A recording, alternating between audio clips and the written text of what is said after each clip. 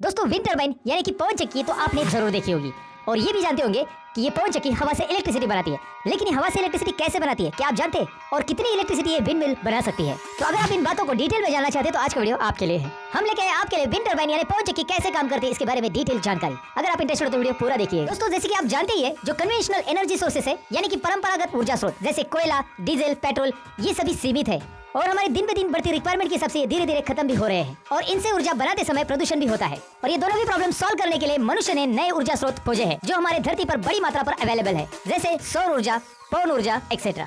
तो हम इस वीडियो में देखेंगे कि हवा से इलेक्ट्रिसिटी कैसे बनाते हैं।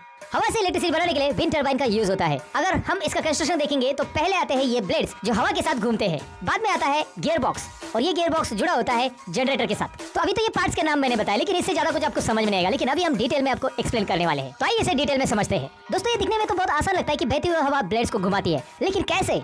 अगर आप ब्लेड्स के डिजाइन को ध्यान से देखोगे तो आपको पता चलेगा कि इनका डिजाइन बहुत ही अलग होता है। ये ब्लेड्स का शेप एयरफॉइल टेक्निक को ध्यान में रख के बनाया जाता है और आप अगर गूगल पे एयरफॉइल ये टाइप करके सर्च करोगे तो भी ये शेप आपको दिखाई देगा। एयरफॉइल शेप ऐसा शेप होता है कि जो कौन से भी फ्लूइड यानी कि पानी या फिर हवा में मूव होता है तो वो एरोडायनेमिक फोर्स जनरेट करता है। मतलब जब भी कोई एयरफॉइल शेप के ऊपर से हवा बहती है तो वो लिफ्ट फोर्स तैयार करती है जो ब्लेड्स को घुमाती है। इस एयरफॉइल टेक्निक का यूज एरोप्लेन के विंग्स को डिजाइन करते समय भी किया होता है। तो आपको ये तो पता चला कि ब्लेड्स क्यों घूमते हैं, पर ये ब्लेड से तो कोई इलेक्ट्रिसिटी तैयार नहीं होती है दोस्तों। तो अब पिक्चर में आता है हमारा जनरेटर। जनरेटर ऐसा डिवाइस होता है कि जो मैकेनिकल एनर्जी को इलेक्ट्रिकल एनर्जी में कन्वर्ट करता है। जनरेटर इलेक्ट्रोमैग्नेटिक इंडक्शन प्रिंसिपल पे काम करता है और इलेक्ट्रिसिटी बनाता है। अगर आप जानना चाहते हैं कि जनरेटर ये काम कैसे करता है तो हमें कमेंट में जरूर बताइएगा। हम इसके ऊपर भी एक वीडियो बनाएंगे आपके लिए दोस्तों, क्योंकि ये बहुत बड़ा टॉपिक है तो इसके लिए एक अलग वीडियो जरूर बनता है। जनरेटर से रिक्वायर्ड फ्रीक्वेंसी की इलेक्ट्रिसिटी बनाने के लिए बहुत ज्यादा स्पीड से उसे घुमाना पड़ता है। ये स्पीड लगभग 1500 आरपीएम के ऊपर होता है। आरपीएम यानी कि रोटेशन पर मिनट, ये उसकी स्पीड का यूनिट होता है। और अगर आप पवन चक्की की ब्लेड का स्पीड देखोगे तो वो बहुत कम होता है, लगभग 10 से 20 आरपीएम, यानी कि 1 मिनट में वो बस 10 से 20 बार ही घूमता है। और इतने कम स्पीड से घूमने वाले ब्लेड्स अगर हम डायरेक्टली जनरेटर को कनेक्ट करेंगे तो हमें जो रिक्वायर्ड इलेक्ट्रिसिटी चाहिए वो हमें नहीं मिलेगी। तो दोस्तों यहाँ पर काम आता है गियर बॉक्स। जी हाँ, ब्लेड्स और जनरेटर के बीच में इंस्टॉल किया जाता है। गियर बॉक्स गति को कम या ज्यादा करने के लिए यूज होता है और विंड टर्बाइन के केस में ये गियर बॉक्स ब्लेड्स की गति को बढ़ा के जनरेटर तक पहुंचाता है। विंड टर्बाइन में यूज होने वाले गियर बॉक्स का गियर रेशियो लगभग 90:1 तक होता है। गियर रेशियो 90:1 का मतलब दोस्तों, अगर हम गियर बॉक्स के इनपुट पर 1 आरपीएम जोड़ दे तो आउटपुट पर हमें 90 आरपीएम की स्पीड मिलेगी, यानी कि वो स्पीड को 90 टाइम्स बढ़ाता है। अगर ब्लेड 20 आरपीएम से घूम रहे तो जनरेटर 20 × 90 मतलब 1800 आरपीएम से घूमेगा। अब इतना फास्ट जनरेटर घूमेगा तो इलेक्ट्रिसिटी तो तैयार होगी ही ना दोस्तों, और हमारे रिक्वायरमेंट के हिसाब से तैयार होगी। अब ये तैयार होने वाली इलेक्ट्रिसिटी केबल्स द्वारा बेस की ओर ट्रांसफर किया जाता है, जहाँ पर एक स्टेप अप ट्रांसफार्मर लगाया होता है। सब्सक्राइब करें अपना YouTube चैनल बेसिक नॉलेज को। इसमें आपको हर फील्ड की जानकारी मिल जाएगी, जैसे कि जमीन की जानकारी, गाड़ी की जानकारी, इलेक्ट्रिसिटी की जानकारी, टैक्स सिस्टम की जानकारी, बैंकिंग सेक्टर की जानकारी और भी बहुत सारी जानकारियाँ इस YouTube चैनल में आपको मिल जाएंगी।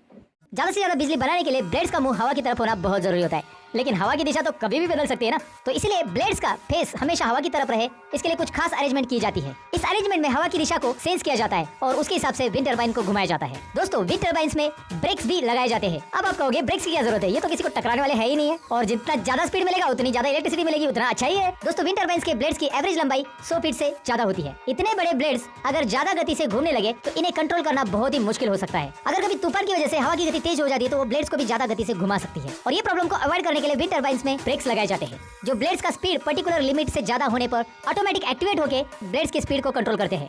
और अगर ये ब्रेक्स फेल होते हैं या फिर ये ब्रेक्स नहीं होंगे तो कुछ ऐसा हाल हो सकता है।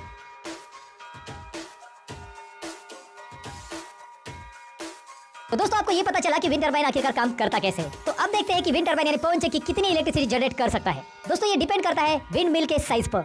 एवरेज देखा जाए तो 2.5 to 3 मेगावाट कैपेसिटी के विंड टर्बाइन्स होते हैं। एनर्जी इंफॉर्मेशन एजेंसी के सर्वे में ये सामने आया था कि एवरेज यूएस घरों में 888 kilowatt per month electricity use होता है। और अगर हम 1.5 मेगावाट का टर्बाइन लगा दे तो ये टर्बाइन लगभग 332 घरों की बिजली की जरूरत पूरी कर सकता है। अगर हम वर्ल्ड वाइड देखें तो विंड एनर्जी का यूज इलेक्ट्रिसिटी जनरेशन के लिए बढ़ता ही जा रहा है। 2020 के एक डेटा के अनुसार इंस्टॉल्ड विंड पावर कैपेसिटी के मामले में इंडिया का पूरे वर्ल्ड में 4th रैंक आता है। तो ये थी विंड एनर्जी यानी पवन चक्की के बारे में कुछ इंटरेस्टिंग बातें और डिटेल इन्फॉर्मेशन। तो आप नेक्स्ट टाइम जब कभी पवन चक्की देखोगे तो इन साइंटिफिक बातों को जरूर याद करोगे और हमें भी याद करोगे।